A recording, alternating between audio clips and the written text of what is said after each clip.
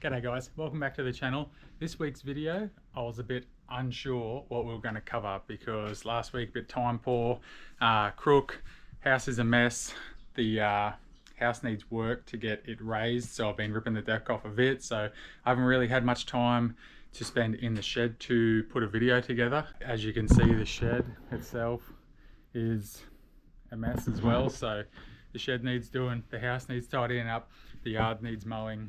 However, for YouTube to be consistent and to keep growing, you need to be consistent and put out content. So this week I was in my head thinking about what I was going to do, and you know, the Rodeo, it's waiting for parts.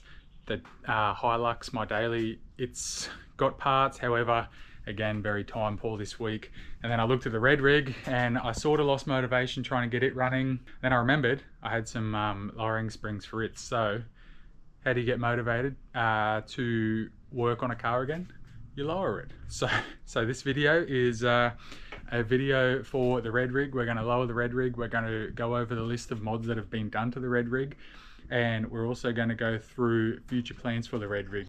Hit that like button, drop a comment below, and let's get into it. Before we get started, I had a look at statistics on YouTube the other day, and it appears that only 14% of my viewers are actually subscribed. So if you genuinely like the content I'm putting out, please hit that like and subscribe button. It really means a lot to help the channel grow. I'm going to try and keep being consistent with content, putting it out. I'm hoping for weekly videos. You see a lot of the other big channels, they do, you know, 2-3 videos a week. However, I understand they do that full time, but however, you know, there was a point in their lives where they had a full-time job. They were also putting out 1, 2, 3 videos a week, still putting out content to get their channel to grow for them to be able to do it full time. So fingers crossed, consistency is key. So the motto I've been rolling with lately is progress, not perfect. So, you know, we've just got to keep progressing through these projects, and sooner or later, who knows what happens. So again, thanks for stopping by, and let's get into this video.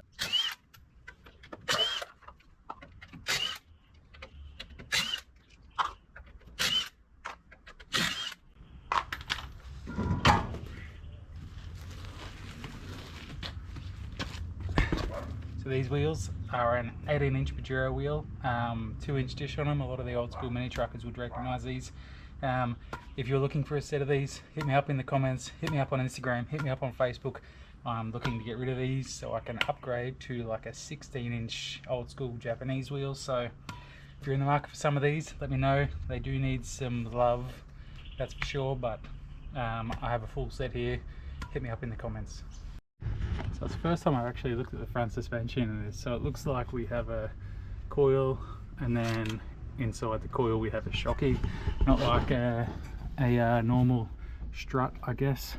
So looks like ball joints coming off.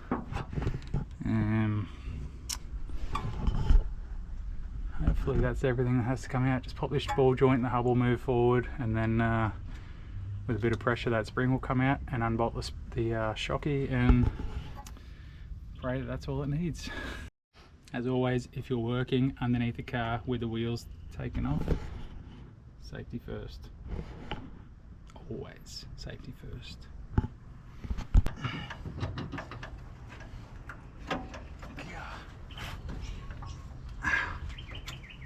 Most stubborn split pin I've ever had to pull out.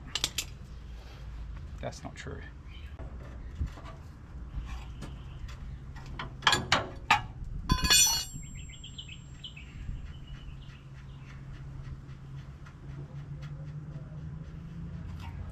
I'll leave that nut on there, give that top ball joint a whack, and it'll pop. You don't want to hit the bottom of the thread, you'll damage the thread. These ball joints are damaged, I'll replace them at a later date. For now, it's going back. Now, let's see if I can do this one in.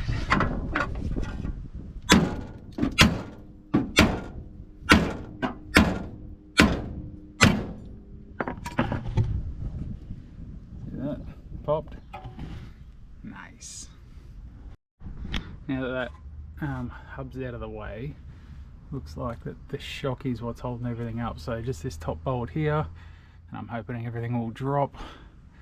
undo the bottom bolts, pull it all out, and job done. So see how we go.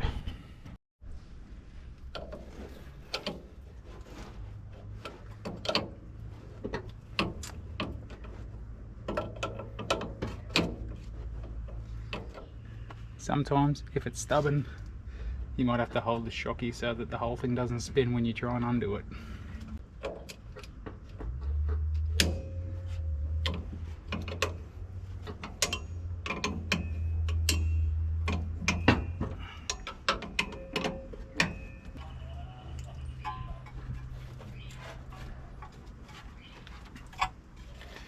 Now by the looks of it, the shocky just drops out the bottom.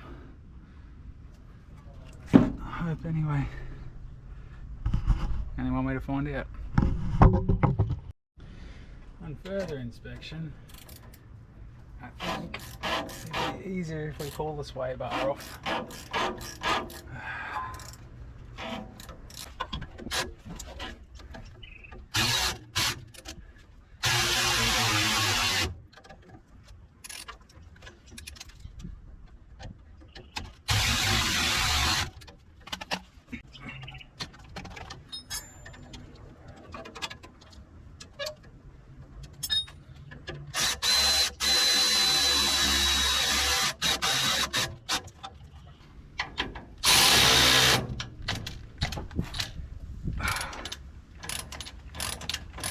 Oh wow, this thing's just gonna fight me the whole way.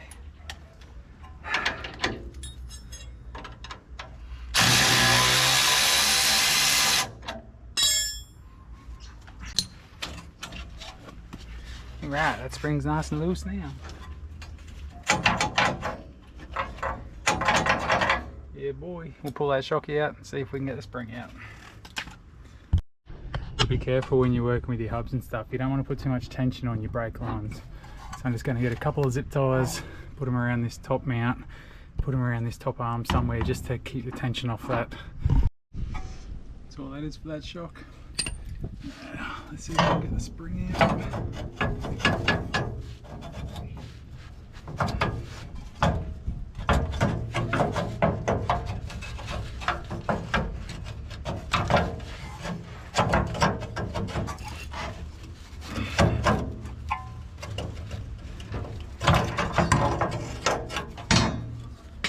Hell yeah.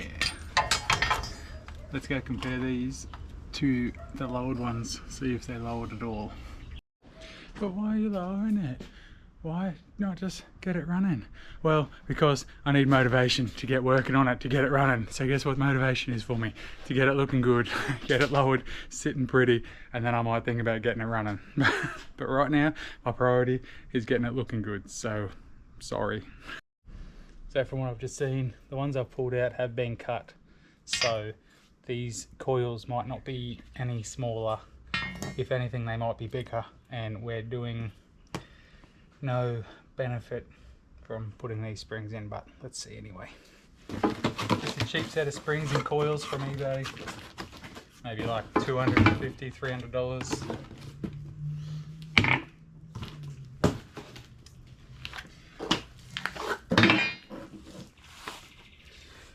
We have it. Spring that came out, spring that's going in. They're roughly the same size. Anyway, we're here now. Alright, let's see if this goes in as easy as it came out.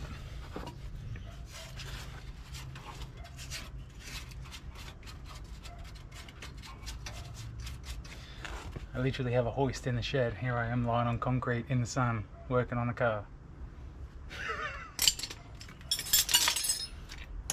Bruh.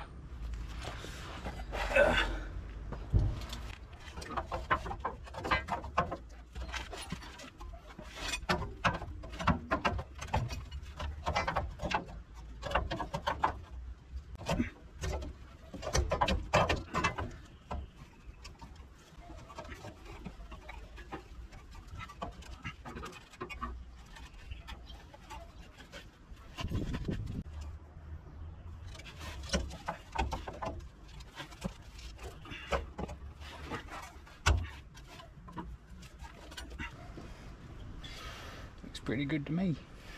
So when you put them together, you want to make sure you put everything where it belongs. So before your shocky goes in, you want your bottom washer and you want your bush.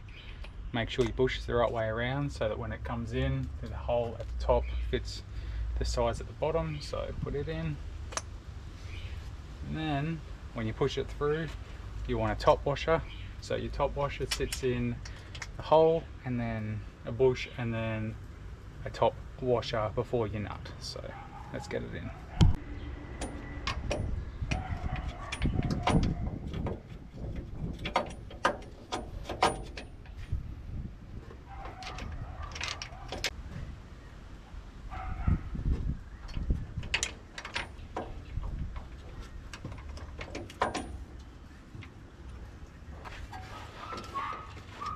You just wish that you had a spare set of hands.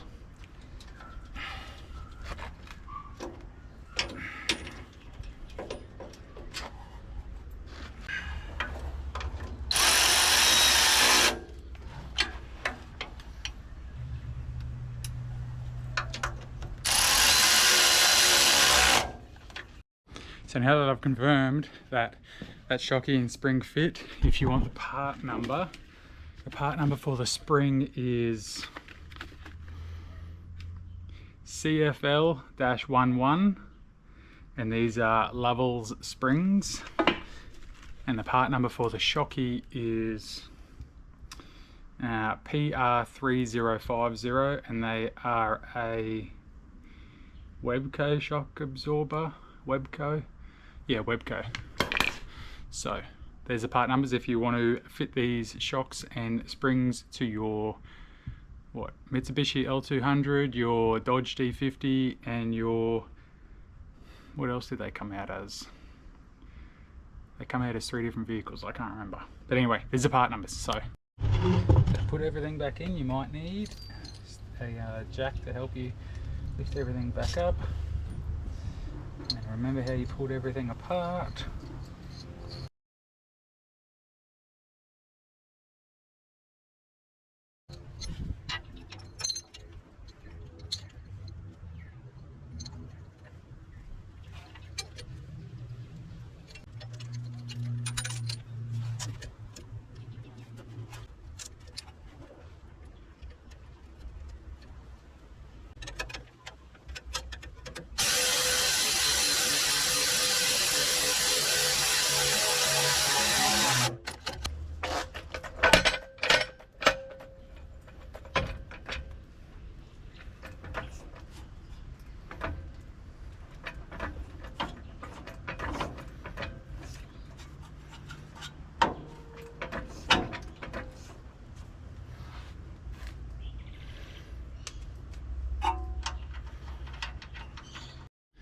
Damn, battery died.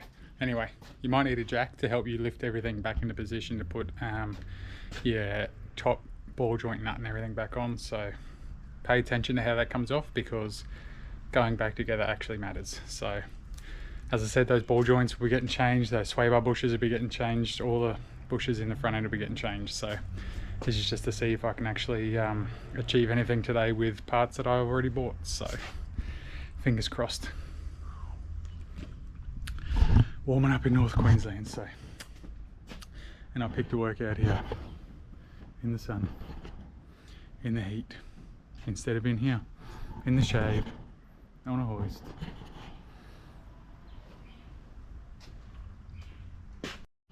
I'm curious, how was everyone taught to do their split pins?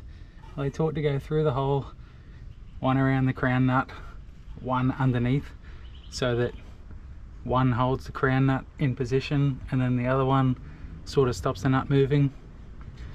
Let me know in the comments, because this is how I always do them. Just one around the crown nut, one underneath, which, you know, in theory, if that nut came loose, it's not going to go anywhere. So let me know. But this one right here, this is not how you do it. Okay, I might have to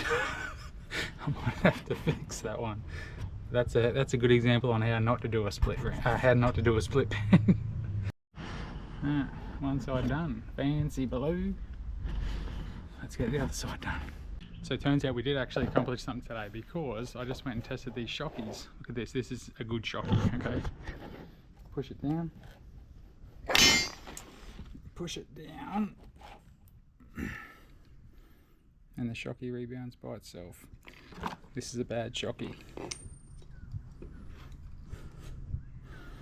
Okay, so if nothing else, the ride in that's going to be a bit smoother now. So unfortunately yesterday I ran out of time. You know, we got the red rig lowered, we got the springs in there. Ran out of time, had to run some errands, had to mow the lawn because I'm away for work next week, and I just got to get a video put out. So we got the springs in the front end. Let's go check it out and see what's actually been done to the car and go over the list of things that I have planned for the future. I'm not gonna lie, I think it's actually sitting higher than it was with the old shocks and springs in it, so might have just done all that for no good reason at all. Anyway, that's what happens with cars.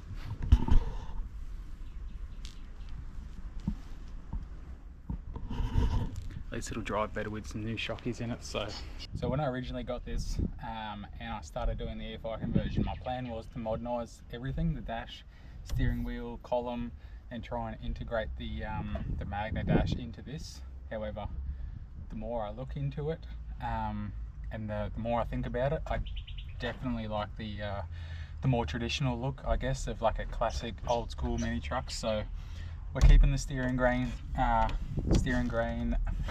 we're keeping the wood grain steering wheel. We're going to keep the original dash and integrate the Magna wiring harness to make sure everything works up here.